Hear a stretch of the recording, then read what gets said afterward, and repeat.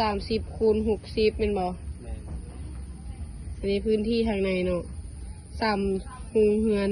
ที่สุดตัวนี้มันล็อกของมันเลยมันบ่นี่แม่นตัวนี้มันจะเป็นล็อก1ล็อก2ล็อก3จะมี3ล็อกเนาะ 3ล็อกโอเคเดี๋ยวไปย่างไปเบิ่งทางเบิ่งนั้นแต่ว่าแต่ละล็อกนี้เขาบ่ได้คั่นเขาเฮ็ดโละยาวเลยอ๋อแต่ว่าเขาสิปลูกผักแต่ละล็อกซื่อๆปลูกผักแต่ละล็อก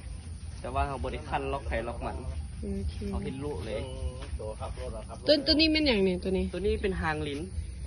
อาศัยว่าฝนตกมาแล้วมันลงวันเดียวนะให้น้ำมันไหลลงจุดเดียว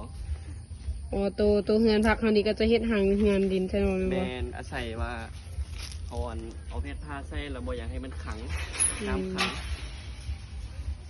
คือเขาขึ้นโค้งแบบนี้เวลาฝนตกเอียงลงมาดิจะเฮ็ดให้ผ้ายางเขาย่อนบ่ทรงทรง3 เจียสายนี้มันจะโบอะครับน้ำมันจะโบค้างอ๋อน้ำมันจะบกไปค้างมันบ่